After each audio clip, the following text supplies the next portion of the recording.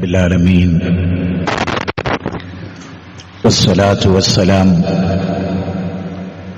على رسوله الأمين وعلى آله وصحبه أجمعين أما بعد فإن خير الكلام كلام الله وخير السنن سنن محمد صلى الله عليه وسلم وشر الأمور محدثاتها وكل محدثة بدعة وكل بدعة ضلالة وكل ضلالة في النار اتقوا الله عباد الله أوصيكم وإياي أولا بتقوى الله. أعوذ بالله من الشيطان الرجيم. بسم الله الرحمن الرحيم. يا أيها الناس اتقوا ربكم الذي خلقكم من نفس واحدة وخلق منها زوجها وبث منهما رجالا كثيرا ونساء واتقوا الله الذي تساءلون به والأرحام إن الله كان عليكم رقيبا. يا أيها الذين آمنوا اتقوا الله حق تقاته ولا تموتن إلا وأنتم مسلمون. വളരെയേറെ ബഹുമാനമുള്ള സഹോദരന്മാരെ, സഹോദരികളെ, ജീവിതത്തിന്റെ എല്ലാ രംഗത്തും അല്ലാഹുവിനെ സൂക്ഷിച്ച് ജീവിക്കാൻ സ്വന്തത്തോടെന്ന പോലെ നിങ്ങളിൽ ഓരോരുത്തരോടും അതർഹിക്കുന്ന ഗൗരവത്തിൽ ശക്തമായ ഭാഷയിൽ വസിയത്ത് ചെയ്യുന്നു, ഉപദേശിക്കുന്നു. ഖുർആനിക വചനങ്ങളിലൂടെ കടന്നുപോകുമ്പോൾ ഒരു വിശ്വാസിക്ക് അല്ലെങ്കിൽ ഒരു വിശ്വാസിനിക്ക് കൂടുതൽ ഉൾക്കാഴ്ചയും ജീവിതത്തിന്റെ ഓരോ ഘട്ടങ്ങളിലും നിലപാടുകൾ എടുക്കാനുള്ള കഴിവും വർദ്ധിക്കും എന്ന കാര്യത്തിൽ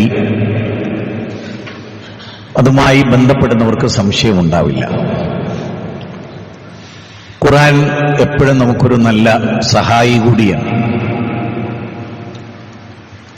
ജീവിതത്തിന്റെ പ്രതിസന്ധികളിൽ, നാൽക്കവലകളിലൊക്കെ നമ്മൾ നിൽക്കുമ്പോൾ എന്താണ് ഞാൻ ചെയ്യേണ്ടത് എന്നതിനൊരു കൃത്യമായ ഉത്തരമുണ്ട് ഖുർആനിൽ. ആ ഉത്തരം കണ്ടെത്തണമെങ്കിൽ ഖുർആനിനോടൊരു ബന്ധവും അത് മുന്നോട്ട് വെക്കുന്ന ആശയങ്ങളുടെ വ്യക്തതയുമൊക്കെ നമുക്ക് ആവശ്യമുണ്ട്. അപ്പം നമ്മൾ ജീവിക്കുന്ന ഒരു സോഷ്യൽ മീഡിയ ജീവികളായി യൂട്യൂബിലും ഫേസ്ബുക്കിലും ഇൻസ്റ്റഗ്രാമിലൊക്കെ ജീവിക്കുന്ന മനുഷ്യരായിട്ട് ഒരു നല്ല ശതമാനം ആളുകൾ മാറിയ കാലത്താണ് നമ്മൾ ജീവിക്കുന്നത്. ഭാര്യ ഇല്ലാതെ 2-3 ദിവസം നിന്നാലും മാതാപിതാക്കളുടെ സാന്നിധ്യമോ മക്കളുടെ സാന്നിധ്യമോ ഒന്നുമില്ലാതെ ഒരുപക്ഷെ കുറേ ദിവസമൊക്കെ നമ്മൾ നിൽക്കും. പക്ഷെ ഒരു മണിക്കൂർ പോലും ഒരു മൊബൈലിന്റെ സാന്നിധ്യമില്ലാതെ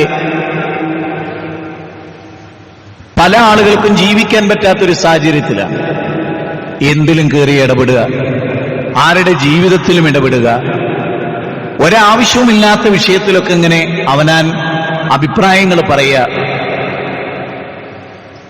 ഞാൻ ഈയിടെ ഏറ്റവും കൂടുതൽ ശ്രദ്ധിക്കുന്നൊരു കാര്യം, ആവശ്യമില്ലാത്ത ഒരു സ്ഥലത്തും നമ്മൾ ഇടപെടാതിരിക്കുക എന്നുള്ളത് എങ്ങനെ നമുക്ക് സാധിക്കും എന്നതാണ് നമ്മൾ ചിന്തിക്കുന്നത്. ഒരാൾക്ക് ആവശ്യമില്ലാത്തതിൽ ഇടപെടാതിരിക്കുക, അത് തന്നെ മതി അയാൾക്ക് വിജയിക്കാൻ. നേരെ ഓപ്പോസിറ്റായി റസൂലുള്ളാഹി സ്വല്ലല്ലാഹു അലൈഹി വസല്ലം പറഞ്ഞു, ആവശ്യമില്ലാത്ത തരത്തിലൊക്കെ ഇടപെടുക, അത് മതി അയാളുടെ നാശത്തിന്. ഒന്നും ഉറപ്പുവരുത്തില്ല, കൺഫേം ആക്കില്ല. എന്ത് കേട്ടാലും നമ്മൾ സാധാരണ നാട്ടിൽ പറയും കാള പറ്റ കയറെടുക്കുക. ഇരിക്കുന്ന നമ്മളൊക്കെ നമ്മളിത് കേൾക്കണ്ടല്ലോ. ഞാനിത് പറയുമ്പോൾ നിങ്ങൾ കേൾക്കും. കേട്ട് കഴിഞ്ഞാൽ നമുക്ക് ചിന്തിക്കണം. ചിന്തിച്ചിട്ട് വേണം നമുക്ക് തീരുമാനമെടുക്കാൻ. കഴിഞ്ഞ ആഴ്ച ഞാൻ ഈ വാചകം ഇങ്ങനെ തന്നെ പറഞ്ഞിട്ടുണ്ട്. ഞാൻ ഇന്ന് പറയുന്ന വിഷയങ്ങൾ കുറച്ച് ഖുർആനിക വചനങ്ങൾ പറയുക ചെയ്യുന്നു. അതിന്റെ അർത്ഥവും അതിലുണ്ട്. വിശ്വാസികൾ ഇന്ന് എന്താണ് സ്വീകരിക്കേണ്ടതെന്ന് അതിലുണ്ട്.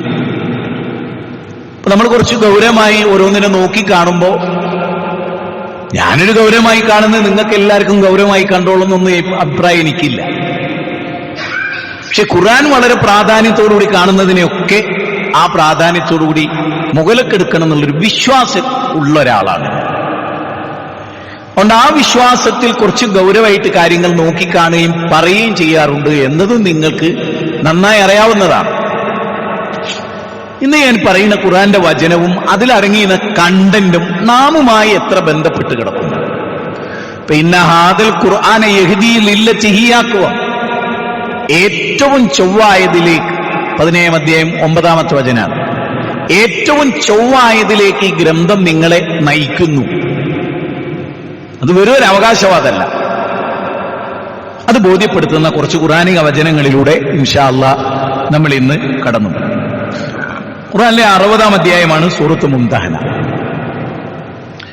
അത് 4 വചനം ഒരു നിലപാടുമായി ബന്ധപ്പെട്ട് പറയുന്ന കാര്യമാണ്. പലർക്കും സുപരിചിതമാണ്.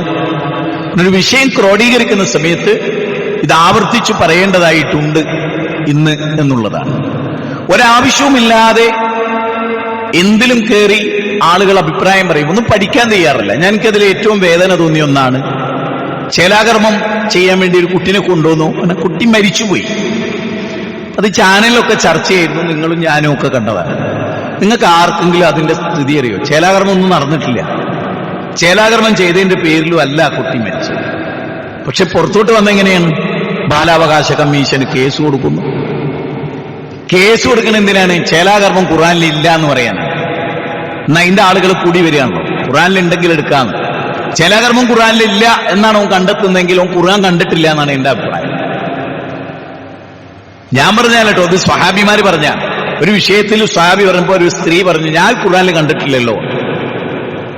അപ്പൊ അവർക്ക് ഹദീസ് കണ്ടാ സ്വീകാര്യമല്ല, അതുകൊണ്ടാണ് അവർ ഖുർആനിൽ കണ്ടില്ലല്ലോ. അബ്ദുല്ലാഹിബ്നു മസ്ഊദ് പറഞ്ഞ വാചകം, ഖുർആൻ വായിച്ചിട്ടുണ്ടെങ്കിൽ അത് ഖുർആനിലുണ്ട്. നിങ്ങൾ ഖുർആൻ വായിച്ചിട്ടില്ല, നിങ്ങൾ ഖുർആന്റെ ആളാന്ന് പറയുന്നേ ഉള്ളൂ. നിങ്ങൾ ഖുർആനിന്റെ ആള്. നിങ്ങൾ സാധാരണ ഹദീസ് നിഷേധി, നല്ല വിയോജിപ്പുള്ളൊരു വാചകമാണ്. ഹദീസ് നിഷേധിയല്ല, ഖുർആൻ നിഷേധി. ഒരു സഹിയായ ഹദീസിനെ ഒരാൾ നിഷേധിക്കുന്നുണ്ടെങ്കിൽ ഓൻ ഖുർആൻ പ്രകാരം കാഫറാണ്. ഓൻ വെറും ഹദീസ് നിഷേധി, ഓൻ ബുദ്ധി ഉപയോഗിച്ചോന്നല്ല, ഓൻ കാഫറാണ്.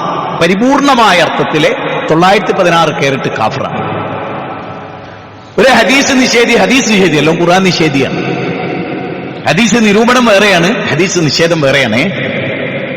എന്താണ് അങ്ങനെ പറയാൻ കാരണം എന്ന് പറഞ്ഞാൽ, ദാറുഖുത്നിയെ കൊണ്ടുവന്നിട്ട് പറയും, ഇമാം ബുഖാരിയുടെ എത്ര ഹദീസുകളൊക്കെ അദ്ദേഹം നിരൂപണം ചെയ്തിട്ടുണ്ട്. നിരൂപണവും നിഷേധവും രണ്ടും രണ്ടാ. ഒരു സംഗതിയെ നിരൂപണം ചെയ്യലും നിങ്ങൾക്ക് മനസ്സിലായിണ്ടാവും. അത്യാവശ്യം വിദ്യാഭ്യാസമുള്ളവരായി ഈ സദസ്സിൽ ഇരിക്കുന്നതിന് ഉത്തമ ബോധ്യം എനിക്കുണ്ട്. നിരൂപണം വേറെയാണ്, നിഷേധം വേറെയാണ്. നിരൂപണം എന്ന് പറഞ്ഞാൽ ഒരു സംഗതിയെ പടച്ചോൻ നൽകിയ ബുദ്ധി കൊണ്ട് നിരൂപണം ചെയ്യാം. ആ കണ്ടന്റിനെ കുറിച്ചുള്ള നിരൂപണമാണ്, കാര്യങ്ങളെ കുറിച്ചുള്ള നിരൂപണം, നിഷേധമല്ല. അത് മനസ്സിലാകണമെങ്കിൽ ആ രംഗത്ത് കുറെ കൂടെ വായനകൾ ആവശ്യമുണ്ട് നമ്മുടെ ലോകത്ത്. അതുകൊണ്ട് തന്നെ നമ്മൾ എന്ത് കാര്യത്തിനും നമ്മൾ ഒരു കാര്യം മനസ്സിലായി, ഇന്നത്തെ ഖുത്ബ പൂർത്തിയാകുമ്പോൾ നിങ്ങൾക്ക് ബോധ്യപ്പെടും ഞാൻ എന്തുകൊണ്ടാണ് ഈ വിഷയം ഇങ്ങനെ പറയുന്നത്. എന്റെ നാട്ടിലാണ് ആ കുട്ടിയുടെ മരണം ഉണ്ടായത്. ഈ നാട്ടിൽ 3 മിനിറ്റ് കൊണ്ട് എത്താവുന്ന സ്ഥലത്ത്, കാക്കൂര് എന്ന് പറയുന്ന സ്ഥലത്ത് ഒരു ക്ലിനിക്കിൽ കുട്ടിനെ കൊണ്ടുവന്നു. കുട്ടിയുടെ ഏറ്റവും രസമുള്ള നേരം, കുട്ടി 8ാം മാസത്തിൽ മാസം പൂർത്തിയാകാതെ പ്രസവിച്ചു പോയി കുഞ്ഞാണ് കുട്ടി. അപ്പൊ അത് രക്ഷിതാക്കൾ മറച്ചു വെച്ചു. സ്വാഭാവികമായിട്ടും ഡോക്ടറെ എടുത്ത് ഒരു കാര്യവും മറച്ചു വെക്കരുത്. നമുക്ക് മാർഗനിർദ്ദേശം നൽകുന്ന ആളുകളുടെ മുമ്പിൽ മനസ്സ് തുറക്കുക എന്ന് പറയുന്നുണ്ടല്ലോ. അപ്പൊ ഡോക്ടർമാർക്ക് അറിയില്ല ഈ കുട്ടി മാസം പൂർത്തിയാകാതെ പ്രസവിച്ച കുട്ടിയാണ്. അത് മറച്ചു വെച്ചു. അതുകൊണ്ടാണ് ആ രക്ഷിതാക്കള് ആ ഹോസ്പിറ്റലിന്റെ പേരിൽ ഞങ്ങൾക്ക് കംപ്ലൈന്റ് ഇല്ല എന്ന് പറയാനുള്ള കാരണമാണ്. പിന്നെ എന്താ ഉണ്ടായത്, ഈ മൈനർ അനസ്തേഷ്യ കൊടുക്കും. അനസ്തേഷ്യ കൊടുക്കുന്ന സമയത്ത് ഈ കുട്ടി ബലം പിടിച്ചു. ഈ കുട്ടിയുടെ തലച്ചോറിലേക്ക് അപസ്മാരുണ്ടല്ലോ, വിവിധ രൂപ അപസ്മാരുണ്ട്. ഡോക്ടർമാരുണ്ടാവും ഈ സദസ്സിൽ, വിവരക്കേടൊന്നും പറയാൻ ഞാൻ ആളല്ല, വായിച്ച് പഠിച്ചിട്ട് തന്നെ പറയുന്നത്. അപ്പൊ അപസ്മാരം ഉണ്ടായി, കുട്ടിയുടെ മസിലെല്ലാം ബ്ലോക്കായി, കുട്ടി ആകെ ഒരു ബലം പിടിച്ചും മരം പോലെ കുട്ടിയുടെ മരിക്കുകയും ചെയ്തു. ചേലാകർമ്മം എന്നൊരു സംഗതിയേ നടന്നിട്ടില്ല. അനസ്തേഷ്യ ചെയ്തപ്പോ കുട്ടി മരിച്ചു. അപ്പൊ ബാലാവകാശ കമ്മീഷന് കേസ് കൊടുക്കേണ്ട എങ്ങനെയാണ്? കുട്ടികൾക്ക് അനസ്തേഷ്യ പാടില്ല, അനസ്തേഷ്യ ചെയ്തപ്പോ കുട്ടി മരിച്ചു എന്നല്ലേ പറയുന്നുണ്ട്. പറഞ്ഞതെന്താ? മാപ്പിളാരാണെങ്കിൽ ഏറ്റവും, കാരണം മാപ്പിളാർക്ക് ഓരോന്നുണ്ട്, 4-5 ആൾക്കാരുടെ കയ്യടി കിട്ടിയാൽ മതി. ഓനാണ് അച്ചാ മാപ്പിള. ഏത് തോന്നിയാസം പറയുന്നതിനാണ് അച്ചാ മാപ്പിള. ഒരു വിവരം ഉണ്ടാവില്ല. ആ അച്ചാ മാപ്പിളന്റെ ഏറ്റവും വലിയ പ്രത്യേകത എന്തായിരിക്കണം? ഓന്റെ തലച്ചോറ് ആകെ എടുത്തിട്ട് നമ്മൾ പരിശോധിച്ചാൽ 4 കാലിൽ ജീവിക്കുന്ന ജന്മത്തിന്റെ കോമൺ സെൻസ് പോലും ഓനുണ്ടാവില്ല. വിഷമം തോന്നില്ലല്ലോ? മാപ്പായിക്കട്ടെ. ഓനെ കുറിച്ച് അത്രയെങ്കിലും പറഞ്ഞില്ലെങ്കിലേ മനസ്സിലായില്ലേ? അത് ഇപ്പൊ ഇസ്ലാമിന്റെ പേരിട്ടിട്ട് ഇസ്ലാമിനെതിരെ ഫുൾ ടൈം നിൽക്കുന്ന കുറെ ആളുകളുണ്ടല്ലോ സോഷ്യൽ മീഡിയ. പേര് പറയാതെ തന്നെ നിങ്ങൾക്കറിയാം. ഞാൻ പറയുന്നത്, ഒരു കുട്ടിക്ക് അനസ്തേഷ്യ കൊടുത്ത് മരിച്ചാൽ ഡോക്ടറെക്കെതിരെ അനസ്തേഷ്യക്കെതിരെ പറയാന്നല്ലാതെ ചേലാകർമ്മം നടന്നിട്ടുണ്ടല്ല. പുകിലെന്തായിരുന്നു? ഒരാഴ്ച ചേലാകർമായിരുന്നു. ഞാൻ ഇതെന്തിനാ പറഞ്ഞെന്ന് വെച്ചാൽ, വിഷയമല്ല നമ്മുടെ പ്രശ്നം. നമുക്ക് എന്തിനോടൊക്കെ വിരോധമുണ്ട്, അതുമ്മൽ വെച്ചിട്ട് നമ്മൾ ആ കാര്യങ്ങൾ നോക്കിക്കാണുകയാണ് ചെയ്യുന്നത്. അതിനപ്പുറത്ത് അള്ളാഹുവിന്റെ ഗ്രന്ഥത്തിൽ നിന്ന് ചില കാര്യങ്ങൾ നോക്കിക്കാണാൻ സാധ്യമായാൽ അത് എത്രയോ ബെറ്റർ ആയിരിക്കും.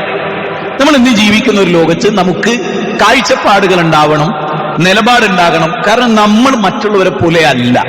ഞാൻ കഴിഞ്ഞ ആഴ്ചയും പറഞ്ഞു, അതിന്റെ മുമ്പത്തെ ആഴ്ചയും പറഞ്ഞു. അപ്പൊ നിങ്ങൾ നോക്കൂ, അല്ലാഹു സുബ്ഹാനഹു വ തആല ഉത്തമമായ മാതൃക 2 പ്രവാചകന്മാരുടെ വാചകവുമായി ബന്ധപ്പെട്ട് സവിശേഷമായി ഖുർആൻ പറഞ്ഞ കാര്യമാണ്.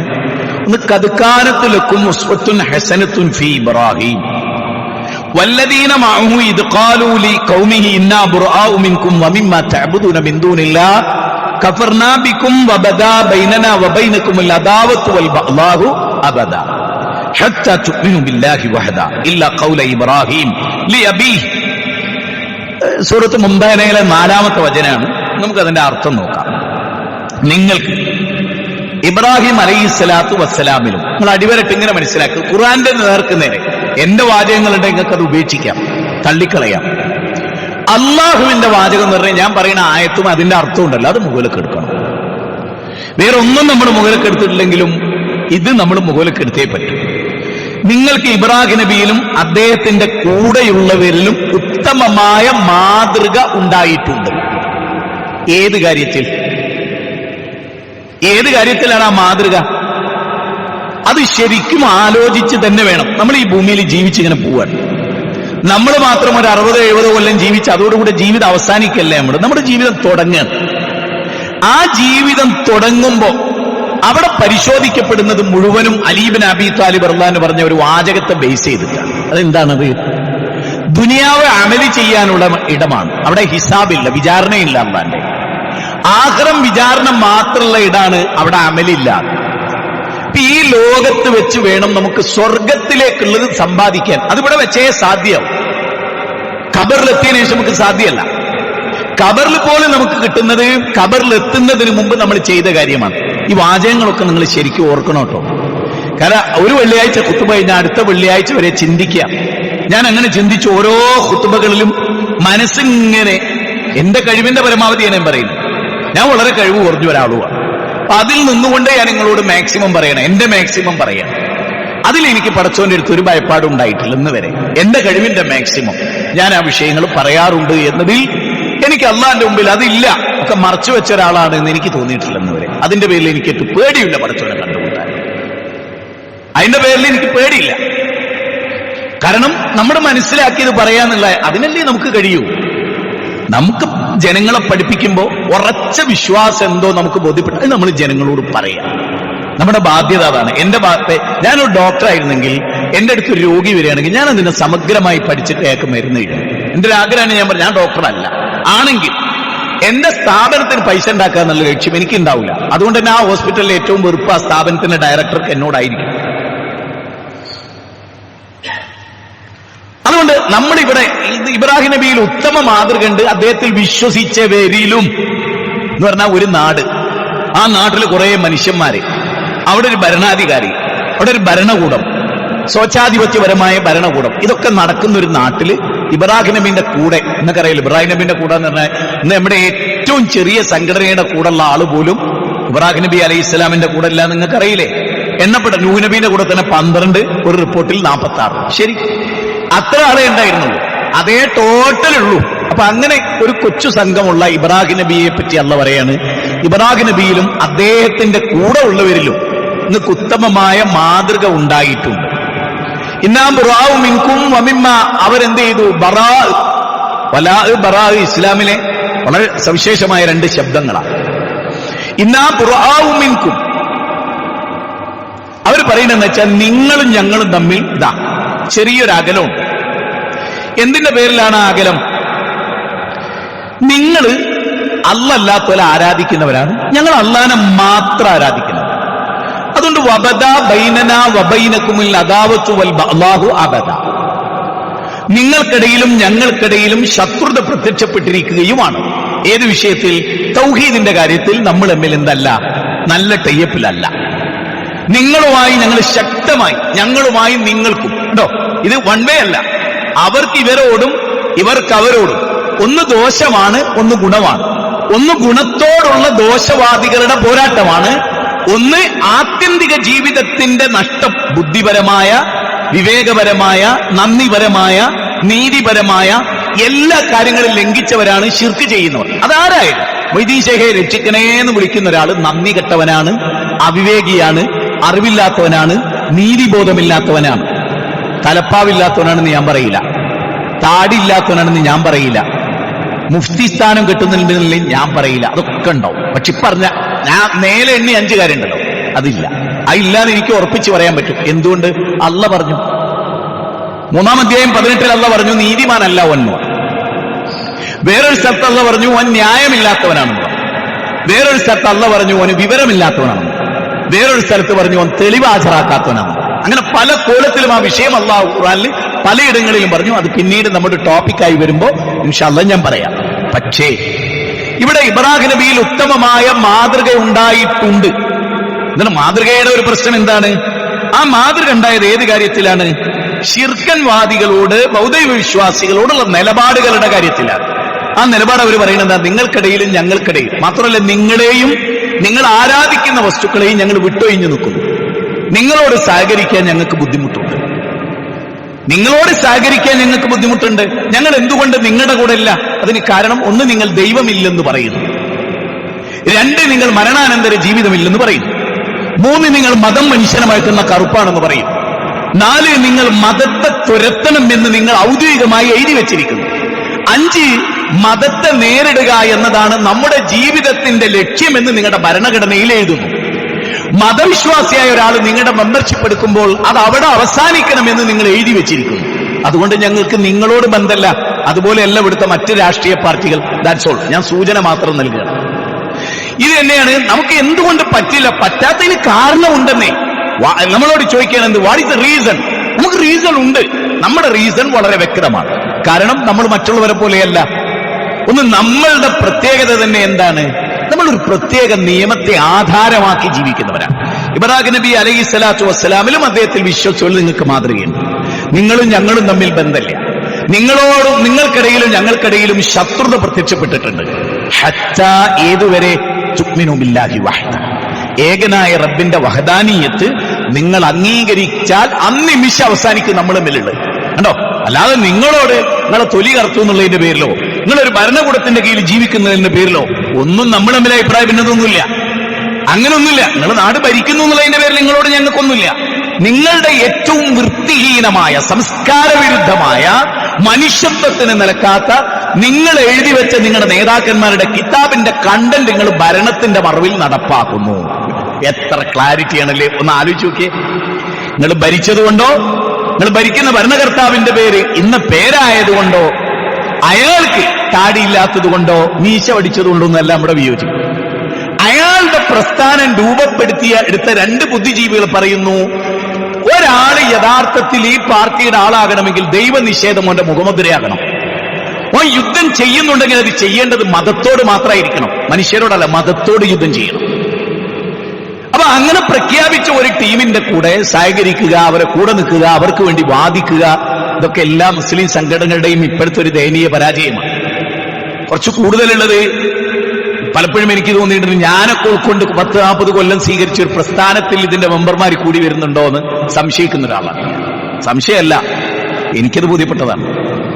ഞാനത് സംശയിക്കുന്നു എന്നൊക്കെ പറഞ്ഞ് നിങ്ങൾക്കൊരു വല്ലാത്തൊരു വിഷമം വേണ്ടാന്ന് വിചാരിച്ചിട്ടാണ് കേട്ടോ. ഇവിടെ ആയാലും അവിടെ ആയാലും ബാപ്പാന്റെ അടുത്താണെങ്കിലും തെറ്റ് തന്നെ. അവിടെ പ്രസ്ഥാനകമായ ഭ്രാന്തൊന്നും എന്നെയും നിങ്ങളെയും നയിക്കരുത്. അങ്ങനെ നയിക്കുമ്പോൾ പരലോകം നഷ്ടപ്പെട്ടു. ഇഹലോകത്തുള്ളൊരു സംവിധാനം അതൊക്കെ. അത് ഇഹലോകത്തേക്ക് വേണ്ടി മാത്രം കരുതിയാൽ മതി. അതിൽ അപ്പുറത്തേക്കൊന്നും അതിനെ കരുതരുത്. പരലോകം നഷ്ടപ്പെടും ഇതുകൊണ്ടെങ്കിൽ അത് വിട്ടുകളണം. അങ്ങനെ ഉണ്ടല്ലോ ചില വസ്തു നമുക്ക് അപകടമാവും തോന്നുന്നു. ഏതുപോലെ ലളിത ഉദാഹരണം വരക്ക. കൊമ്പസ്രാവിനെ പിടിക്കാൻ പോയി, ചാവ് പിടിച്ചു വലിച്ചിട്ട് വഞ്ചി മറിഞ്ഞ് വെള്ളത്തിൽ മുങ്ങി മരിച്ചു എന്നാണെങ്കിൽ ആ കൊമ്പനാട് വിട്ടുകൊടുക്കുക, പൊട്ടയും. കാരണം അതിന്റെ പിന്നാലെ പോരുത്. അത് എന്തും ഈ ദുനിയാവിൽ നമ്മൾ ഉപയോഗിക്കുന്ന ഏത് സംവിധാനവും നമുക്ക് പറ്റാത്തതാണെങ്കിൽ അപ്പം മാറ്റി വെച്ച് അതിന്റെ പേരിൽ പിന്നെ അതും കടിച്ചു പിടിച്ച്. കാരണം അതിന്റെ ജീവിതമല്ല. അതൊക്കെ നിങ്ങൾക്ക് മനസ്സിലാവും. സ്വതന്ത്ര സമയത്ത് നിങ്ങൾ ചോദിക്കുക. ഇതിലൊരു അത്ഭുതകരമായ വാചകവും കൂടി, ഉത്തമമായ മാതൃക ഉണ്ട് എന്ന് പറഞ്ഞു. എന്നിട്ട് അള്ളാഹ് പറയണമെന്നറിയോ? ഇല്ലാ ഖൗല ഇബ്രാഹിം. ഇബ്രാഹിം നബിയുടെ ഈ വാക്കിൽ നിങ്ങൾക്കൊരു മാതൃകയില്ല. ഒരു നബിയെ ഉദ്ധരിച്ചിട്ട് അള്ളാഹ് പറയാണ് ഇതിൽ മാതൃക ഉണ്ട് എന്ന് പറയാം. അത് ഉഗ്രനായ മാതൃകയാണെന്ന് പറയാം. ആ മാതൃകയാണ് അതിൽ അനുധാവനം ചെയ്യേണ്ടതെന്ന് പറയാം. എന്നിട്ട് ആ ആയത്ത് അവസാനിക്കുന്നതിനോ ഇല്ലാ ഖൗല ഇബ്രാഹിം. ഇബ്രാഹിമിന്റെ ഈ വാക്കിൽ എന്താ? ബൗദ്ധൈവ വിശ്വാസിയായ ബാപ്പാക്ക് വേണ്ടി ഞാൻ പൊറുക്കലിനെ തേടാന്ന് പറഞ്ഞത് ശരിയല്ല. നമ്മളൊരു ബാപ്പ ശിർക്ക് ചെയ്തുകൊണ്ട് മരിച്ച ആ ബാപ്പാക്ക് വേണ്ടി പുറത്തു കൊടുക്കണേന്ന് നിസ്കരിക്കാൻ പാടില്ല എന്നർത്ഥം. അതൊക്കെ എത്ര ഗൗരവമായിട്ട് ഇനി പഠിപ്പിക്കപ്പെടുന്ന ഒരു കാലം വരും എനിക്കറിയില്ല. പച്ചക്ക് പറയാതെ നിങ്ങൾക്ക് അറിയാം എന്താ പറയുന്നത്. ബാപ്പയായാലും ഉമ്മയായാലും ഉമ്മ എന്നുള്ള ശബ്ദത്തിന്റെ പ്രശ്നമോ അച്ഛൻ എന്നുള്ള അമ്മ എന്നുള്ള ശബ്ദത്തിന്റെ പ്രശ്നമല്ല, ആശയത്തിന്റെ പ്രശ്നം. മനസ്സിലായിട്ടുണ്ടാവും എന്ന് വിചാരിക്കുന്നത്. സൂചന മതിയല്ലോ. മാന്തി പൊളിക്കണില്ല, പൊളിക്കേണ്ടതാണ്. അച്ചട്ട് പൊളിക്കേണ്ടതാണ്. പൊളിച്ചാൽ മാത്രമേ ഇത് നന്നാവൂ. പൊളിക്കാതെ ഇങ്ങനെ തൊലിപ്പുറത്ത് ചികിത്സിച്ചാൽ അത് സാധനം നന്നാവില്ല. അത് പറ്റക്കേട്. ഈ മുസ്ലിം ഉമ്മത്ത് പറ്റക്കേട്. അതിന്റെ എല്ലാ ചിഹ്നങ്ങളും വെളിവാലോ. സൂക്ഷിച്ചോളി. കണ്ണടഞ്ഞ അവിടെ കൊണ്ട് തുടങ്ങും ജീവിതം. 100% വിശ്വസിച്ചോളി. കണ്ണടഞ്ഞ അവിടെ കൊണ്ട് ആരംഭിക്കും. നമ്മൾ വിചാരിക്കല കണ്ണടയുന്നതോടുകൂടി അയാൾ കഴിഞ്ഞ്, അയാൾ തുടങ്ങണം. അയാളില്ല എന്ന ശൂന്യത നമുക്ക് മാത്രമാണ്. അയാൾ ശൂന്യമായൊരു ലോകത്തേക്കല്ല പോണത്. അയാൾ 7 കാല് സ്റ്റെപ്പ് കഴിഞ്ഞാൽ വിചാരണയുടെ ലോകത്തേക്കാണ് പോകുന്നത്.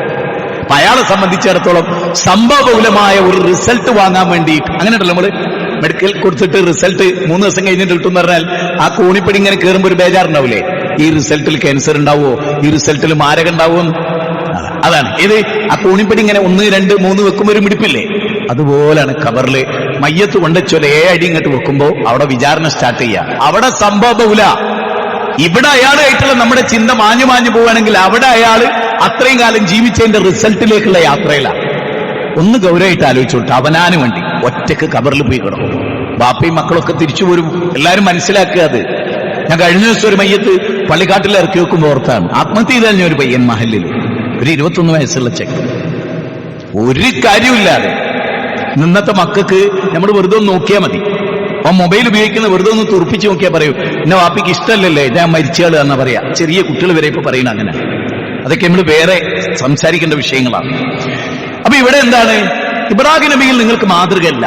ഇബ്രാഹിം നബിയിൽ നിങ്ങൾക്ക് ഉത്തമ മാതൃക ഉണ്ട്. രണ്ടും ഒരായത്തിൽ. ഒരു ഭാഗത്ത് പറയുന്നത് ഉത്തമമായ മാതൃക ഉണ്ട്, വേറൊരു ഭാഗത്ത് പറയുന്നത് മാതൃകയല്ല. അതിന് കഴിയണം. നമ്മുടെ പ്രസ്ഥാനത്തിന്റെ ഒരാൾ ഒരു തെറ്റ് ചെയ്യുമ്പോൾ അയാൾ ആ പറഞ്ഞത് ശരിയാണ്, പറഞ്ഞത് ശരിയല്ല.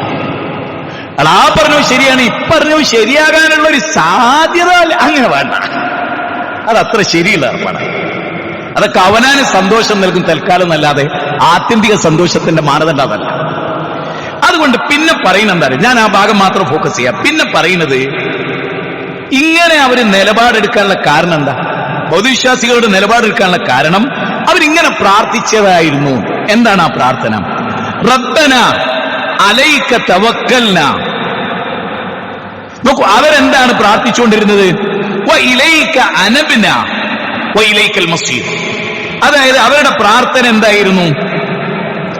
പടച്ചവനെ, ഞങ്ങൾ നിന്റെ മേൽ ഞങ്ങൾ ഭരമേൽപ്പിച്ചിരിക്കുന്നു, നിന്നിലേക്ക് ഞങ്ങൾ മടങ്ങുകയും ചെയ്തിരിക്കുന്നു, നിന്നിലേക്ക് തന്നെ ആയിരിക്കും ഞങ്ങളുടെ തിരിച്ചുവരവ്. ആയത്തിന്റെ തുടക്കത്തിൽ ഇബ്രാഹിം നബിയിൽ നിങ്ങൾക്ക് ഉത്തമ മാതൃക ഉണ്ട്. ഒരു നാട്, ആ നാട്ടിലെ എല്ലാവരും എതിരാളികള്, ഇവരുടെ കയ്യിൽ ഒരു ആദർശമുണ്ട്. അത് തൗഹീദാണ്. ആ തൗഹീദ് അവർ തുറന്നു പറയാണ്. ഈ മഹാഭൂരിപക്ഷത്തോട് തുറന്നു പറയാണ്. അപ്പൊ ഒരു ന്യൂനപക്ഷമാണ് ഈ വർത്താനം പറയുന്നത്. ഈ ന്യൂനപക്ഷത്തിന് നിലപാടുള്ളവരാണ്. ഈ നിലപാട് അവർ പറഞ്ഞു. എന്നാൽ അള്ളാഹു പറയാണ് ഒരു കാര്യത്തിൽ ഇബ്രാഹിം നബി മാതൃകല്ല, അത് അദ്ദേഹത്തിന്റെ വാപ്പാക്ക് വേണ്ടി, ശിർക്ക് ചെയ്യുന്ന വാപ്പാക്ക് വേണ്ടി ഇസ്തിഗ്ഫാർ. സൂറത്ത് തൗബ 9-ാം അധ്യായം 113-ാമത്തെ വചനാണ്. ശിർക്കിലായി മരിക്കുന്ന വാപ്പാക്കും ഉമ്മാക്കും വേണ്ടി ഇസ്തിഗ്ഫാർ എടുക്കാൻ പാടില്ല. ബാപ്പ പള്ളിയിൽ പ്രസിഡന്റ് ആയിരിക്കും, ചിലപ്പോൾ ആചാരായിരിക്കും, പക്ഷെ മരീഷയെന്ന് വിളിച്ചിട്ടാ മരിക്കണത്, എങ്കിൽ പറ്റൂല, ആ മയ്യത്ത് നിസ്കരിക്കാൻ പറ്റില്ല. കാരണം മയ്യത്ത് നിസ്കാരം ഇസ്തിഗ്ഫാറിൻ്റെതാണ്, പറ്റില്ല. ബാപ്പാക്ക് ആ ബാപ്പാനെ കൊണ്ടുപോയി കബറടക്കുക എന്നല്ലാതെ മോനെ ഇബ്രാഹിം നബീന്റെ പാതയിലാണോ, മോനെ പാടില്ല. കാരണം അള്ളാഹ് ഇബ്രാഹിം നബീനെ കുറ്റപ്പെടുത്തി. ഇബ്രാഹിം നബീനെ അള്ളാഹ് വിമർശിച്ചിട്ടില്ലായിരുന്നെങ്കിൽ ഞാൻ നിങ്ങളോട് ഇത് പറയില്ല. കാരണം ഒരു ബാപ്പാന്റെ മയ്യത്ത് നിസ്കരിക്കരുതാ, ബാപ്പ ശിർക്ക് ചെയ്താൽ എന്ന് ഞാൻ പറയുമ്പോ ബാപ്പാരോടുള്ള സ്നേഹം വെച്ചിട്ട് മക്കൾക്ക് എന്നോട് വെറുപ്പൊന്നുമില്ലേ? എന്നോട് വെറുപ്പ് വന്നുണ്ട്. അള്ളാഹ് ഇബ്രാഹിം നബീനോട് റിജക്ട് ചെയ്ത് ശരിയല്ല. ബാപ്പ ശിർക്കിലായി മരിച്ചു, പിന്നെ എങ്ങനെ ബാപ്പാക്ക് പൊറുക്കലിനെ തേടാന്ന് പറയാ? ശിർക്കുള്ള ബാപ്പാക്ക് വേണ്ടി പൊറുക്കലിനെ തേടാന്ന് പറയാൻ പറ്റില്ല. അതാണ് ഇസ്ലാമിന്റെ 9-ാം അധ്യായം 113 ആയത്ത് സെപ്പറേറ്റ് പഠിച്ചോളി എടുത്തിട്ട് പാടില്ല. അപ്പൊ അവിടെയൊക്കെ നമുക്ക് കൃത്യമായ, കാരണം ഇതിലെ പ്രശ്നം എത്രയേ ഉള്ളൂ, എന്തുകൊണ്ട് ഈ നിലപാട് സ്വീകരിച്ചു? എന്താ ഒരു പതകട് ചെയ്താല് ഇവിടെ എല്ലാരും അതിന്റെ കൂടെ അല്ലേ? മുസ്ലിങ്ങൾ എന്നെ ബഹുഭൂരിപക്ഷം അതിന്റെ കൂടെ അല്ലേ എന്നൊക്കെയാണ് ചോദിക്കുന്നത്. ആ ചോദ്യം ശരിയല്ല എന്നാണ് ഞാൻ പറയുന്നത്. കാരണം ഇവരാരാണ്? ഈ നിലപാട് പറഞ്ഞ ആരാണ്? അവർക്ക് മരിച്ചിട്ട് പടച്ചോ, അത് നിങ്ങളോടൊരു വെറുപ്പില്ല അവർക്ക്. ശരിക്കും നിങ്ങളുടെ കൂടെ ജീവിക്കാനോ നിങ്ങളെ എതിർക്കാനോ ഒന്നും അവർ ആഗ്രഹിച്ചവരല്ല. പക്ഷെ അവരുടെ ജീവിതം വിചാരണ ചെയ്യപ്പെടുന്ന ഒരു ലോകത്ത് ചെല്ലുമ്പോൾ ഇത് വിഷയമാണ്. അതുകൊണ്ട് അവർ വേറിട്ട് നിന്നു. വേറിട്ട് നിന്ന് എന്തുകൊണ്ടാണ്?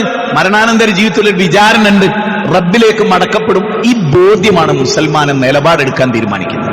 മുസ്ലിങ്ങൾ എല്ലാവർക്കും ഈ ആയത്തിന്റെ ആശയം അറിയില്ല. ഇതൊരു വലിയ സത്യമാണ്. ഞാൻ നിങ്ങളോട് വെറുതെ പറയുന്നത്. എനിക്ക് തോന്നുന്നു ഈ ആയത്തൊക്കെ ഏറ്റവും കൂടുതൽ ഉദ്ധരിച്ച ഒരാൾ ഞാനൊക്കെ. ഈ ആയത്ത് ഇത്ര തവണ ആവർത്തിച്ച എല്ലാ പ്രസംഗവും കേൾക്കുന്നുണ്ട്, എവിടെയും കാണാറ്. അല്ല, അപൂർവമായി ഉദ്ധരിക്കും. അത് ഈ തൗഹീദ് ലൈനിലുള്ളവർക്ക് മാത്രം ഉദ്ധരിക്കാൻ പറ്റിയ ആയത്തായി. ഇത് വേറൊരു ഉസ്താദിന്റെ ഒത്തിലൊന്നും നമുക്കിത് കേൾക്കാൻ പറ്റില്ല. കാരണം അവരുടെ മാനദണ്ഡം ഈ ആയത്തിനെതിരാണ്. അതുകൊണ്ട് അവർ പറയില്ല. ഒന്ന്, അള്ളാഹുലേക്ക് മടങ്ങിപ്പോകേണ്ടവരാണെന്നുള്ള ഉത്തമ ബോധ്യം അവർക്കില്ല. അതുകൊണ്ട് തന്നെ അവർക്ക് വിഷയം എന്തല്ല, ഇനി പറഞ്ഞു മനസ്സിലായി നിങ്ങൾക്ക്? റബ്ബിലേക്ക് മടങ്ങിപ്പോവും. അവിടെ അത് കൃത്യമായിട്ട് ചോദിക്കുന്നെങ്കിൽ അത് വളരെ കണിശായിട്ടല്ലേ നമ്മൾ ചെയ്യുക. ഹാൾ ടിക്കറ്റില് ആ നമ്മുടെ നമ്പർ, ഓരോരുത്തരുടെ നമ്പർ ഉണ്ട്, അത് എഴുതിയിട്ടില്ലെങ്കിൽ ആ പേപ്പറിൽ എത്ര വിജ്ഞാനം ഉണ്ടായൊരു കാര്യമുണ്ടോ? ആ പേപ്പർ പരിഗണിക്കപ്പെടില്ല. എങ്ങനെയാണ് ആളുകൾ അതൊക്കെ പഠിപ്പിച്ചു കൊടുക്കുന്നത്? നിങ്ങൾ ഈ അടുത്ത കാലത്ത് ആളുകൾ ചോദിക്കുന്നത്, സോഷ്യൽ മീഡിയ തീരെ കാണുന്നില്ലല്ലോ, യൂട്യൂബിലെ വിഷയങ്ങൾക്ക് ഖണ്ഡനം കാണുന്നില്ലല്ലോ. ഒരു മരവിപ്പാണ്. എന്തിനാ ഖണ്ഡിക്കുന്നത്? ഖണ്ഡിക്കാൻ നിന്ന ഒരു മിനിറ്റ് നാവ് താഴെ വെക്കാൻ നേരണ്ടോ? അത്ര ഖണ്ഡിക്കേണ്ട വിഷയമേ ഉള്ളൂ, അനുകൂലിക്കേണ്ട വിഷയമല്ല. ഇതൊക്കെ അനുകൂലിച്ചിട്ടല്ല മിണ്ടാത്തത്, ഏതിനൊക്കെ മിണ്ടണം. അത്ര ബോറാണ് നമ്മൾ. രണ്ടാമത്തെ ഖുർആനിക വചനം, അത് കുറെ കൂടെ ഗൗരവപ്പെട്ടൊരു സ്റ്റെപ്പിലേക്ക് നീങ്ങുന്നതാണ്. അത് എന്താണെന്നറിയോ നിങ്ങൾ? 4-ാം അധ്യായം 97, 98, 99. ഞാൻ പറഞ്ഞ ഈ ഖുർആന്റെ വചനത്തിന്റെ കണ്ടന്റ് മാത്രമാണ് പറയുന്നത്. ഇന്നല്ലദീന തവഫാഹുമുൽ മലായികത്തു ളാലിമി അൻഫുസഹും ഖാലു ഫീമ കുൻതും ഖാലു കുന്ന. ആയത്തിൽ പറയുന്ന കാര്യം ഇതാണ്: അവിശ്വാസികളുടെ ഇടയിൽ അടിവരട്ടോളനെ, വാചകത്തിന് എന്നെ അടിവരട്ടോളണം. ഞാൻ എന്റെ വക എടുക്കല്ല, ഖുർആനിലെ പരിഭാഷ നോക്കിയിട്ട് നിങ്ങൾക്ക് പറഞ്ഞു തരാം. അവിശ്വാസികളുടെ ഇടയിൽ തന്നെ ജീവിച്ചുകൊണ്ട് സ്വന്തത്തോട് അന്യായം ചെയ്തവരെ. ഏതാണ് ഈ അന്യായം? ഇന്ന ശിർക ലദുൽമുൻ അദീം എന്ന അന്യായം, അല്ലാതെ വേറൊന്നല്ല. സ്വന്തം പള്ളക്ക് കത്തിയെടുത്ത് കുത്തിയതോ കുത്താറാത്തി നടത്തിയതിനെ പറ്റിയല്ല ഈ പറയുന്നത്. ഇന്ന ശിർക ലദുൽമുൻ അദീം, 31-ാം അധ്യായം 13-ാമത്തെ വചനം. സ്വന്തത്തോട് അന്യായം ചെയ്തവരെ മരിപ്പിക്കുമ്പോൾ, ഇത് ശരിക്കും ശ്രദ്ധിക്കണേ. നമ്മളൊരാൾ മരിച്ചു എന്ന് പറയണമെങ്കിൽ മലക്കുൽ മൗത്ത് വരണം. മലക്കുൽ മൗത്ത് വരാതെ ഒരാൾ മരിക്കില്ല. മലക്കുൽ മൗത്ത് തൊട്ടടുത്തിരുന്ന് അയാളോട് ചോദിക്കുന്ന ഒരു ചോദ്യം പിന്നെ ഖുർആൻ പറയുന്നത്. എന്താ ചോദിക്കണ അറിയോ? എന്താ ചോദിക്കുന്നത് വെച്ചാൽ, ഖാലു അലം തകുൻ അർളുല്ലാഹി, അല്ല, മലക്കുകൾ ചോദിക്കാണ്, അല്ല ഭൂമി വിശാലമായിരുന്നില്ലേ? ഫതുഹാജിറു ഫീഹാ, നിങ്ങൾക്ക് ഷിർക്കിൽ നിന്ന് തൗഹീദിലേക്ക്, എന്തൊരു പ്രയോഗമാണല്ലേ! ഷിർക്കിൽ നിന്ന് തൗഹീദിലേക്ക് നിങ്ങൾക്ക് ഹിജ്റ പോയിക്കൂടായിരുന്നോ? ഇവിടെ തന്നെ നിന്നാൽ ഷിർക്ക് ചെയ്യേണ്ടി വരും, എല്ലാ ഷിർക്കിന്റെ ആഘോഷത്തിൽ പങ്കെടുക്കേണ്ടി വരും. ഒരു സിനിമാ നടന്റെ മകൻ കഴിഞ്ഞ ദിവസം എനിക്കെതിരെ ഒരു വീഡിയോ ഇട്ട് കണ്ടപ്പം എനിക്ക് തോന്നിയൊരു കാര്യമാണ് ഞാൻ പറയുമ്പോൾ ആ മഹലിലെ ഞാൻ ആ മഹൽ പള്ളിയിൽ നിസ്കരിക്കും, അയാൾ എന്റെ തൊട്ടടുത്ത് നിസ്കരിച്ചിട്ടുണ്ട്. മാമുക്കോയ എന്ന് പറയുന്ന നടൻ. അദ്ദേഹത്തിന്റെ മകൻ എന്താ ഒരു 500 റുപ്യ ബിംബാരാധനക്ക് കൊടുത്താല് സാധു പഠിച്ചിട്ടില്ല, പഠിക്കാത്തതിന്റെ കുഴപ്പമാണ്. സിനിമ നടനായി അയാളെ മകനായി എന്നുള്ളത് കൊണ്ട് വിജ്ഞാനം ഉണ്ടാവില്ലല്ലോ. വിജ്ഞാനം സെപ്പറേറ്റ് വേറെ കിട്ടുന്ന കാര്യമാണ്. അത് കിട്ടാത്തതിന്റെ കുഴപ്പമാണ്. എന്താ ഒരു വിഗ്രഹാരാധനക്ക് 500 റുപ്യ കൊടുത്താല്? അതേ ചോദ്യങ്ങൾ ഒരു ചോദ്യത്തിൽ അവസാനിപ്പിക്കുന്നിടത്ത് നമുക്ക് പ്രശ്നം. എന്താ കള്ളുടിക്കാൻ 500 റുപ്യ കൊടുത്താൽ? എന്താ വേറൊരുത്തനെ കൊല്ലാൻ 500 റുപ്യ കൊട്ടേഷൻ പാർട്ടി കൊടുത്താൽ? ഇങ്ങനൊക്കെ ചോദിക്കാലോ. കൊടുക്കുവോ? ഒരാളെ കൊല്ലാൻ 500 റുപ്യ എടുക്കുന്നതാണ് കൊടുക്കുവോ? ഇല്ല. അതേ ആള് ബിംബാരാധന കൊടുക്കണ്ട അതിന്റെ അർത്ഥം എന്താ അറിയോ? ഓൻ അറിവില്ല, ഓൻ ചെറിയ കാര്യത്തിന് വാശി പിടിക്കുക. ഒരാളെ കൊന്നാ അള്ള വിചാരിച്ച പുറത്തു വരും, ശിർക്ക് ചെയ്ത പുറത്തു വരില്ല. ഓന് ശിർക്കിന് പ്രശ്നം 500 റുപ്യന്റെ അടുത്ത് ഇല്ലാത്ത പ്രശ്നം. ഉപരി പറയുന്നതെന്ന് വെച്ചാൽ 500 റുപ്യ ഇപ്പം അല്ലെങ്കിലും ഉണ്ടായിരുന്ന കാലത്ത് ചോദിച്ചെന്ന് ഓനെ തോണ്ടി വിളിച്ചിട്ട് 500 റുപ്യ കൊടുത്തൂടെ, അതിനെന്താ കുഴപ്പം എന്ന് പറഞ്ഞാൽ ഇത് സമൂഹത്തിൽ നമ്മൾക്ക് എന്താ പറയുക, ഇത് വീഡിയോ ആയിട്ട് ജനങ്ങൾ കേൾക്കുക. പണ്ടൊക്കെ അവനാന്റെ പുരയിലിരുന്ന് ആദർശമൊക്കെ ഉള്ളവന്റെ പുരയിൽ ഓന്റെ നെഞ്ചിലായിരുന്നു ഉണ്ടായിരുന്നത്. ഇന്ന് ഏത് ലോക്കലിലും ഇതിങ്ങനെ ഓണാക്കിച്ച് പളപളാന്ന് പറഞ്ഞാൽ അതൊക്കെ സോഷ്യൽ മീഡിയയിലേക്ക് കയറും. അപ്പൊ 1000 ആള് വിവരക്കേട് ഇങ്ങനെ പറയുമ്പോ ജനങ്ങളൊക്കെ അത് വലിയ ബുദ്ധിജീവിതായിട്ട് കരുതുന്ന ഒരു കാലത്തിലേക്ക് വരും. അതുകൊണ്ടുള്ള വിവരം കെട്ടവർ വിവരമുള്ളവരായി ഇന്ന് ലോകത്തും വിവരമുള്ളവർ വിവരമില്ലാത്തവരായി. എന്റെ ബലിയാറാണ് നമ്മളൊക്കെ. എനിക്ക് കിട്ടിയ വരും അള്ളാന്റെ ഖുർആൻ. ഞാൻ നിങ്ങളോട് പറയാം, അള്ളാന്റെ ഖുർആൻ താപസി മനസ്സോടെ നിരന്തരമായി വായിക്കുന്നത് കൊണ്ട് വേറൊരാളെത്തുന്ന ഒരു അറിവ് സ്വീകരിക്കേണ്ടി വന്ന ഗതികേടൊന്നും നമുക്കാർക്കില്ല. സർവശക്തനായ പടച്ചവനിൽ നിന്ന് ലോകം അവസാനിക്കുന്നവരെയുള്ള ഇൽമ ഈ ഖുർആനിലുള്ളത് കൊണ്ട് ഇവിടെ ചോദ്യം എന്താണ്? ഒരു മനുഷ്യനെ മരിപ്പിക്കുമ്പോ മലായികത്തു ളാലിമി അൻഫുസഹും ഖാലൂ ഫീമ കുൻതും മലം തകുൻ അർളുല്ലാഹി വാസിയ ഫതുഹാജിറു ഫീഹാ. ഇതെല്ലാവരും നമ്മൾ ഓരോരുത്തരും പടച്ചോമിച്ചാ മരിക്കണല്ലോ. അപ്പൊ മഞ്ചേരിയിലോ മലപ്പുറത്തോ കോട്ടയത്തോ ചങ്ങനാശ്ശേരിയിലോ പാലക്കാടോ കണ്ണൂരോ കാസർഗോഡോ ഒക്കെ ശിർക്കിന്റെ കൂടാരത്തിന്റെ നടുവിലാണ് നമ്മൾ ജീവിക്കുന്നത്. അങ്ങനെ നമ്മൾ പറയും, ഞാൻ ഒരൊറ്റ മുസ്ലിമേ അവിടെ ഉള്ളൂ. അതിന്റെ നടുവിൽ ഇങ്ങനെ കിടന്നിട്ട് ഇവർ ചെയ്യുന്ന എല്ലാ ശിർക്കിലും നമ്മൾ പോകും. നമ്മൾ അതിന്റെ മുന്നിലുണ്ടാവും. ചിലപ്പോൾ അതിന്റെ എല്ലാ പണിയിലും നമ്മൾ ഉണ്ടാവും. ചിലപ്പോൾ അതിൽ ഒരു സ്റ്റെപ്പ് നമ്മുടേതായിരിക്കും. അങ്ങനെയൊക്കെ ജീവിക്കും. അങ്ങനെയൊക്കെ ജീവിക്കുന്ന സമയത്ത് മലക്കുകൾ വന്നിട്ട് ചോദിക്കും, എന്തായിരുന്നു നിന്റെ പ്രശ്നം? ശരിക്കും നിനക്ക് അവിടെ തന്നെ നിൽക്കേണ്ടതുണ്ടായിരുന്നോ? അലം തെക്കുൻ അർളുല്ലാഹി വാസിയ. അള്ളാന്റെ ഭൂമി എത്ര വിശാലാണ്. ശിർക്കന്മാരുടെ കൂടെ ഇങ്ങനെ ജീവിച്ച് അതിനോട് ഇങ്ങനെ എന്നിട്ട് ഇതിനെ താഴെ പറയണമെന്നറിയോ? ഇതിൽ നിന്നൊരു വിഭാഗം ഒഴിവാണ്. ഒരു നിലക്കും ഒരു നാട് വിട്ട് പോകാൻ കഴിഞ്ഞില്ല. ശിർക്കിന്റെ ആളുകൾ അവരെ പിടിച്ചു വെച്ചു, ആക്രമിച്ചു, ഹിജറ പോകാൻ പോലും അനുവദിച്ചില്ല. അവരെ കുറിച്ച് അള്ള പറയണമെന്നറിയോ? 99 അള്ള അവർക്ക് പുറത്തു കൊടുത്തേക്കാം. നേരെ മറിച്ച് സാഹചര്യങ്ങളൊക്കെ ഉണ്ടായിട്ടും നാടല്ലേ, ജനിച്ച സ്ഥലല്ലേ, നാട്ടുകാരൊക്കെ ഇവിടെയല്ലേ എന്ന് കരുതുന്നവന്റെ കാര്യം കഷ്ടമാണെന്നാണ് ഖുർആൻ പറയുന്നത്. എന്നാൽ അവിടെ ചോദിക്കണം എന്തറിയോ? അല്ല അങ്ങനെ പോയിക്കൂടായിരുന്നോ? അപ്പൊ അവർ പറയും, ഞങ്ങൾ അടിച്ചമർത്തപ്പെട്ടവരായിരുന്നു. അപ്പൊ മലക്കുകൾ അവരോട് പറയാം, അതൊന്നല്ല, ഈ ജീവിച്ച സിറ്റുവേഷൻ നിങ്ങൾ സ്വയം തൃപ്തിപ്പെട്ടു, നിങ്ങൾ അതങ്ങ് തെരഞ്ഞെടുത്തു. ശിർക്ക് വന്നാലും വേണ്ടിയില്ല, ഇവിടെ ഇങ്ങനെ ജീവിച്ചെടുപ്പാന്ന് വിചാരിച്ചു. ശരിക്ക് ചിന്തിച്ചോളൂ. ഈ ആയത്ത് ഖുർആനിൽ ഇല്ലെങ്കിൽ ഞാൻ നിങ്ങളോട് പറയില്ല, എനിക്കിത് പറയാൻ കഴിയില്ല. കാരണം ഇങ്ങനൊരു കാര്യം അവിടെ നടക്കുന്നുണ്ട്, മലക്കുകൾ വന്നാൽ ചോദിക്കുന്നുണ്ട് എന്നും ഈ അടിമ ഇത് പറയുന്നുണ്ട് എന്നും അള്ള പറഞ്ഞു തരാതെ വേറെ വഴിയുണ്ടോ? മരിക്കാൻ കിടക്കുക ബാപ്പ നാവ് നീട്ടുന്നുണ്ട്, ഇങ്ങനെ വലിക്കുന്നുണ്ട്, ഇതൊക്കെ നമ്മൾ കേട്ടിട്ടുള്ളൂ. പക്ഷെ ബാപ്പ വലിക്കുന്നതും ആവണതും നാവ് ചലിപ്പിക്കുന്നതും ഈ മലക്കുകളുമായിട്ടുള്ള സംഭാഷണത്തിലാണ്. ആ സംഭാഷണം ഉണ്ടെന്ന് അള്ള പറഞ്ഞാൽ നിങ്ങൾ എന്ത് മന്ദബുദ്ധിന്നോ 6-ാം നൂറ്റാണ്ടുകാരെന്നോ താലിബാനോ പണയാൻ നെറ്റിമലൊട്ടിക്കുക താലിബാൻ. എന്നാലും കുഴപ്പമൊന്നുമില്ല. നിങ്ങൾ താലിബാൻ എഴുതിയ താലിബാൻ ആകെങ്കിൽ ഇവിടെ ആരാ എന്താ ആകാത്തത്? ആളുകളുടെ മനോഘടന അനുസരിച്ചല്ലല്ലോ നമ്മളാകേണ്ടത്. നമ്മുടെ ആശയം കൊണ്ട് നമ്മളാകാം. അതുകൊണ്ടാണ് ചോദിക്കുന്നത്, അല്ല എന്നിട്ട് എന്താ അള്ള പറയണറിയോ? അങ്ങനെ ശിർക്കിലായി മരിച്ചവര് അവിടെ ഉപയോഗിച്ച പദം തന്നെ എന്താ? ലാലിമിയം പുസഹും. ആലിമിയം പുസഹും എന്നല്ല, ലാലിമായിരുന്നു മോനെ, ശിർക്കിന് കൂട്ടുന്നോനെ. അതുകൊണ്ട് അവിടെ മലക്കുകളുടെ ചോദ്യത്തിന് പരിഭാഷ കൊടുത്തപ്പോ, മഹാപണ്ഡിതന്മാർ കൊടുത്ത പദം കണ്ടപ്പോ എനിക്ക് വല്ലാത്തൊരു സന്തോഷം തോന്നി. അതെന്താ അറിയോ? ഞാൻ ആ ഭാഗം ഒന്ന് വായിച്ചു കേൾപ്പിച്ചിരുന്നു. അവിശ്വാസികളുടെ ഇടയിൽ തന്നെ ജീവിച്ചുകൊണ്ട് സ്വന്തത്തോട് അന്യായം ചെയ്തവരെ മരിപ്പിക്കുമ്പോൾ മലക്കുകൾ അവരോട് ചോദിക്കും, നിങ്ങൾ എന്തൊരു നിലപാടിലായിരുന്നു? നിങ്ങൾക്ക് എന്ത് നിലപാടുണ്ടായിരുന്നു ആ വിഷയത്തിൽ? നിങ്ങൾക്ക് നിലപാടുണ്ടായിരുന്നോ? കൂടെ കൂടികളാകല്ലാതെ നാട്ടുകാരെ കൈയിടാൻ കിട്ടാൻ. ഇവിടെ മലക്കുകളുടെ ചോദ്യം, നിങ്ങൾ എന്തൊരു നിലപാടിലായിരുന്നു?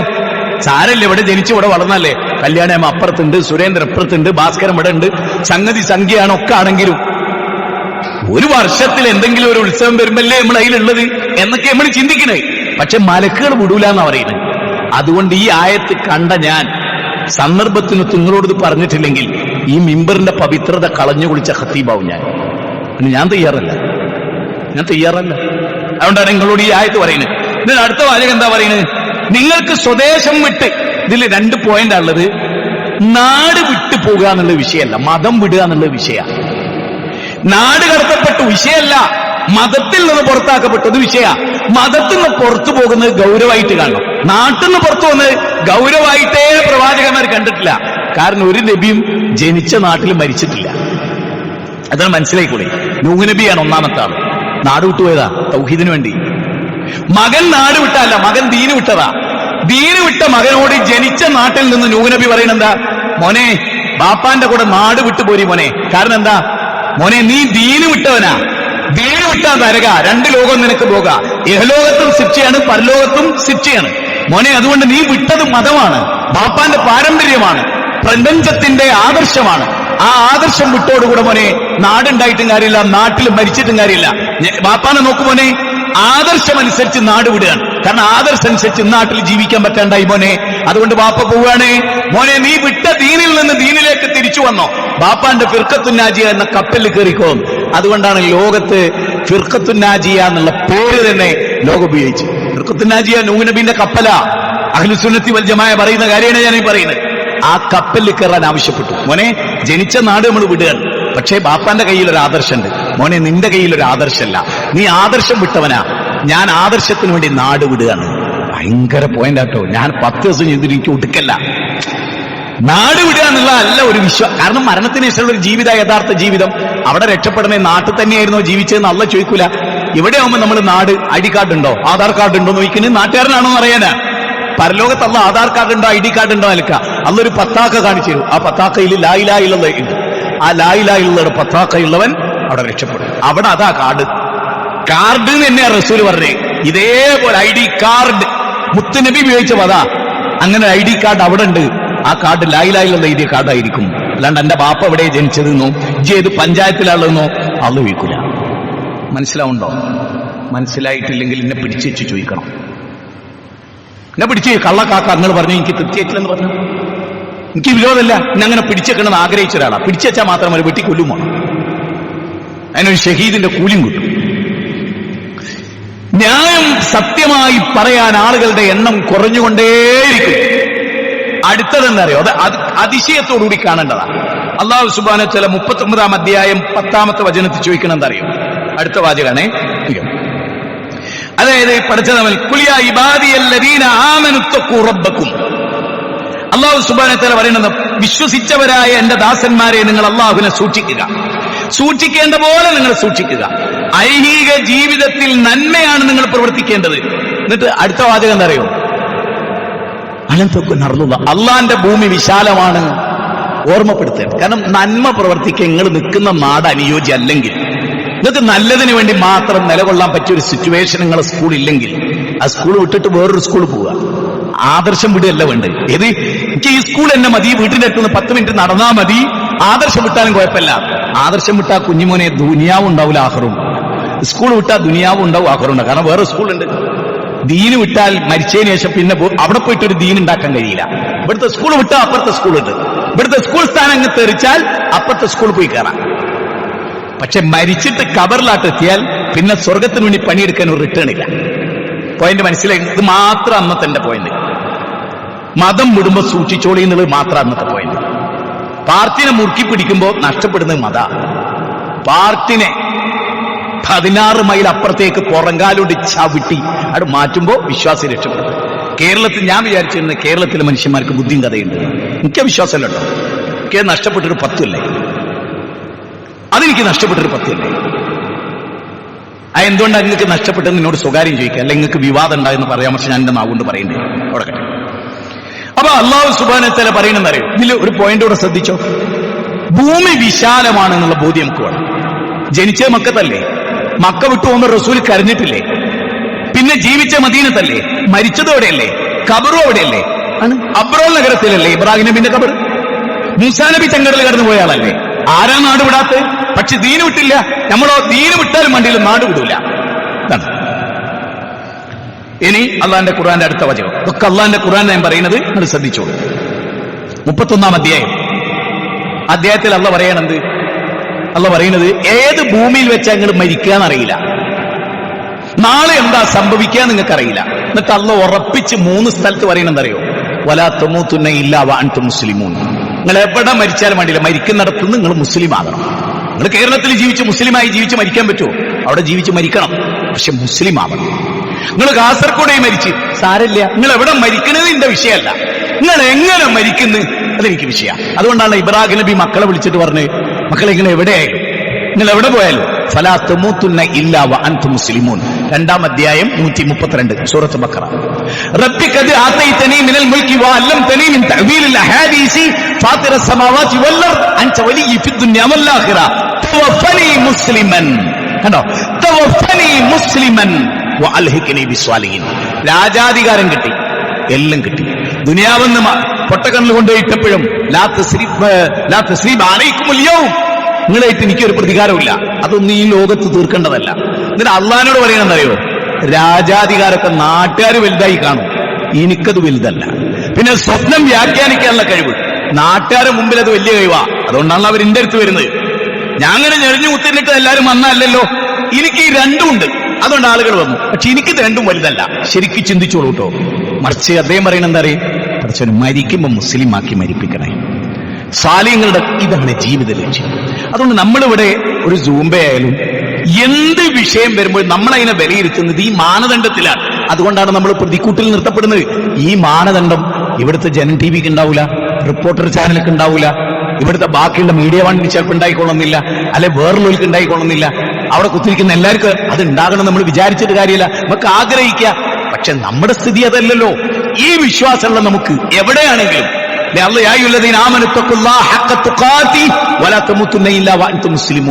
അധ്യായം 102-ാമത്തെ വചനം, മുസ്ലിങ്ങളായി കൊണ്ടല്ലാതെ നിങ്ങൾ മരിക്കരുത്. അപ്പൊ നമ്മുടെ അവസ്ഥ എന്താണ്? ഇബ്രാഹിം നബിയോട് അള്ള പറയാണ്, ഓ ഇബ്രാഹിം മുസ്ലിമായി മരിക്കൂ. ഇബ്രാഹിം നബി പറഞ്ഞു, റബ്ബേ നിനക്ക് പൂർണ്ണമായിട്ട് കീയൊതുങ്ങിയതിന്റെ പേരിൽ നാട് വിടേണ്ടി വന്നാൽ എനിക്കത് പ്രശ്നമല്ല, കുടുംബത്തെ ഉപേക്ഷിക്കേണ്ടതാ എനിക്കത് പ്രശ്നമല്ല, ബാപ്പാൻ ഉപേക്ഷിക്കേണ്ടെന്ന എനിക്കത് പ്രശ്നമല്ല. കാരണം നിന്റെ സന്നിധിയിൽ എന്റെ ജീവിതത്തെ ബോധ്യപ്പെടുത്തേണ്ടതുണ്ട്. സൂറത്ത് ബഖറ 2-ാം അധ്യായം 131, 132. ഇത്രയാണ് ഞാൻ ഇന്നത്തെ ഖുതുബയുടെ കണ്ടന്റ് ആയിട്ട് നിങ്ങളുടെ മുമ്പിൽ വെക്കുന്നത്. ഒന്ന്, മുസ്ലിം ആയിട്ട് മരിക്കുക എന്നുള്ളതാണ് ലക്ഷ്യം.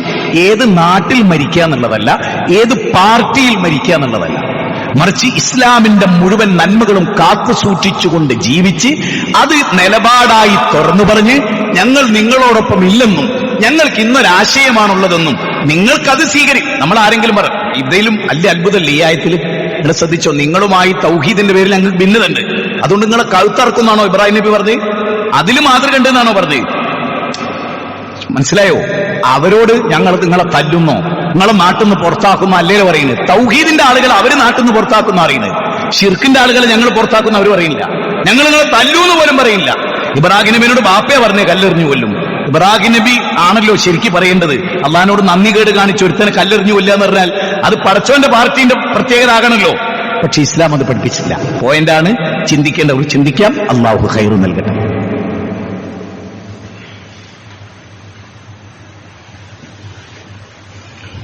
അൽഹംദുലില്ലാഹി റബ്ബിൽ ആലമീൻ വസ്സലാത്തു വസ്സലാം അലാ റസൂലിഹിൽ അമീൻ വഅലാ ആലിഹി വസ്സഹ്ബിഹി അജ്മഈൻ. ഇത്തഖുല്ലാഹ ഇബാദല്ലാഹ് ഉസീകും വഇയ്യായ സനീം ബിത്തഖ്വല്ലാഹ്. അല്ലാഹുവിനെ സൂക്ഷിച്ച് ജീവിക്കണം. ഏത് നിമിഷവും ഒരുപാട് മരണവാർത്തകൾ നമ്മൾ ഡെയിലി. ഇപ്പം എൻ്റെയൊക്കെ വീട്ടിൽ എന്നും ഹോസ്പിറ്റലും രോഗവും കുടുംബത്തിലും എല്ലാ ഭാഗത്തും രോഗങ്ങളാണ്. ഷുഗർ ഉണ്ടാക്കുന്ന, അറ്റാക്ക് ഉണ്ടാക്കുന്ന, സ്ട്രോക്ക് ഉണ്ടാക്കുന്ന 4 ഹോസ്പിറ്റലിലായിട്ടാണ് എൻ്റെ കുടുംബക്കാരൊക്കെ. എന്നാൽ എൻ്റെ ഒരു കുടുംബക്കാരൻ സർജറി നടന്നുകൊണ്ടിരിക്കുമ്പോൾ മരിച്ചു. ഭയങ്കരമായ സൗന്ദര്യവും ഭയങ്കര ജനസേവകനൊക്കെ ആയിട്ടുള്ളൊരു മനുഷ്യൻ. അവർക്കൊക്കെ വേണ്ടി നിങ്ങൾ ഞങ്ങളോടൊപ്പം അവർക്കും പൊറുക്കലിന് വേണ്ടി നിങ്ങൾ ദുആ ചെയ്യും. കുറേ മനുഷ്യന്മാർ നമ്മുടെയൊക്കെ കുടുംബത്തിൽ രോഗികളായി.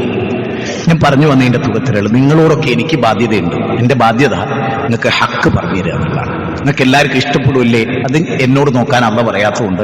കാരണം ആയുസ് എപ്പോഴാണ് നമുക്കറിയില്ല. ഈ ഖുതുബ കഴിഞ്ഞ് പോകുമ്പോൾ എനിക്ക് മരണം സംഭവിക്കാലോ. പക്ഷെ നിങ്ങളിത് ഓർക്കണം, നമ്മൾക്ക് മുസ്ലിങ്ങളായിട്ട് മരിക്കണം. അത് ഇവരോട് ആരോടുള്ള വിരോധമല്ല. നമ്മൾ സൂമ്പ കളിക്കില്ല എന്ന് പറയുന്നുണ്ടെങ്കിൽ പരലോകത്ത് പടച്ചോൻ പിടിച്ചു ശിക്ഷിക്കുന്നുള്ളത് കൊണ്ടാണ്. ഡാൻസ് കളിക്കുക, ടൈറ്റ് ഡ്രസ് ഇടുക, ആണിനും പാടില്ലാത്തതാണ്. ടൈറ്റ് ജീൻസ് ഇടുക ആണിന് പാടില്ല. പിന്നെ പെണ്ണിന് ആണിനെ പാടില്ല. ഒരാളുടെ കാലിൽ ഒരാളുടെ ബാക്ക് ഭാഗം പ്രൊജക്ട് ചെയ്തിരുന്ന ഇൻസൈഡ് പോലും പാടുണ്ടോ എന്നുള്ളടത്ത് സെൽഫികൾ ചർച്ച ചെയ്തിട്ടുണ്ട്. അത്ര വരെ ഞാൻ വിവാദാക്കില്ല. ഞാൻ പറയുന്നത് ഇസ്ലാമിന് ആണായാലും പെണ്ണായാലും വേഷത്തിന് കൃത്യത. ടൈറ്റ് ജീൻസ്, അതുപോലെ നമ്മളിപ്പോ കാണുന്ന പെൺകുട്ടികളൊക്കെ ഇടുന്ന ഡ്രസ്സുകളുണ്ടല്ലോ, അതിന്റെ പേരൊന്നുമല്ല എനിക്കറിയില്ല, ഞാൻ അത്ര മോഡേൺ അല്ല.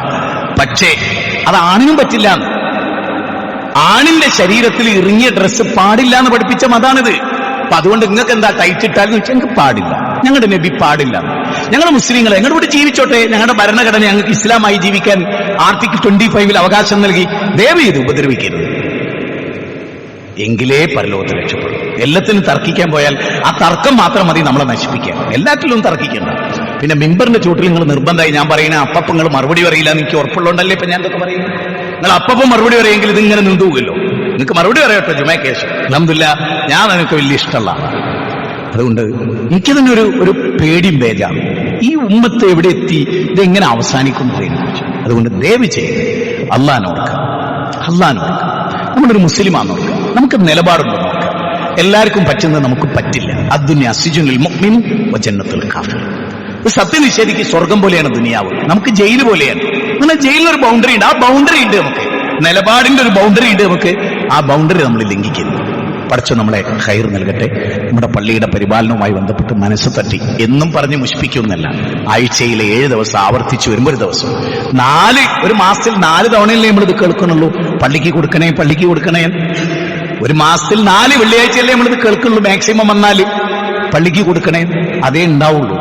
ഒരു സന്തോഷം അതൊക്കെ ആയിരിക്കും. ഒരു മസ്ജിദിന്റെ കാര്യമൊക്കെ നോക്കി നടക്കുന്ന ഒരാൾ മരിക്കുമ്പോൾ പറയൂ ആ പള്ളിന്റെ എല്ലാമായിരുന്നു പോരെ. കള്ളുഷാപ്പിൽ നോക്കിയ ഒരാൾ നല്ലല്ലോ പറയണം. അള്ളാഹുവിന്റെ മസ്ജിദ് നോക്കിയ നല്ലൊരു മനുഷ്യനായിരുന്നു. അയാൾ ഉള്ളതുകൊണ്ടായിരുന്നു ആ മദ്രസ തുറന്നു പോയത്. 5-6 കുടുംബമൊക്കെ പോറ്റിയിരുന്നത് ആ സാധുവായ മനുഷ്യനായിരുന്നു. അതിനാ വരുന്നത്. അല്ലാതെ വെറുതെ സോഷ്യൽ മീഡിയ കയറുന്ന എന്തൊക്കെയോ പറഞ്ഞ് കുറെ ചിരിച്ച്, കുറെ പരിഹസിച്ച്, കുറെ അപഹസിച്ച് എനിക്ക് തന്നെ തോന്നുകയാണ് നമ്മൾ തന്നെ, നമ്മുടെ പണ്ഡിതന്മാര് തന്നെ അതിര് വിട്ടു പോകുന്നുണ്ടോ എന്നുള്ളിടത്താണ് ഞാനുള്ളത്. എങ്ങനെ ആവശ്യമില്ലാത്ത തരത്തിൽ ഇടപെടണ്ടാന്നേ. എല്ലാത്തിനും ഞാൻ അഭിപ്രായം പറഞ്ഞാൽ അഭിപ്രായം ഒന്നും ഉണ്ടാകും. ഇവിടെ എല്ലാവരും പറയുന്നതാണ്. അതുകൊണ്ട് ദയവ് ചെയ്ത് സമയം, വിലപ്പെട്ട സമയം, 2 ഖുർആൻ ആയത്ത് ഓതി പഠിച്ചോളൂ, ഒരു ദിക്ർ പഠിച്ചോളൂ, ഒരു പാവപ്പെട്ട ഒരാൾക്ക് എന്തെങ്കിലും ഒരു നല്ല കാര്യം ഫോർവേഡ് ചെയ്ത് കൊടുത്തോളൂ, ഒരു പാവപ്പെട്ടവന്റെ അയാൾക്കൊരു ഫണ്ട് കൊടുക്കാനുള്ള എന്തെങ്കിലുമൊക്കെ ഫോർവേഡ് ചെയ്യേണ്ട അതൊക്കെ ഫോർവേഡ് ചെയ്തോളൂ. അതിനൊക്കെ കൂലി കിട്ടും. പറഞ്ഞു എന്ന് മാത്രം. അള്ളാഹു ഖൈർ നൽകട്ടെ, നന്മ നൽകട്ടെ, തൗഫീക്ക് നൽകട്ടെ.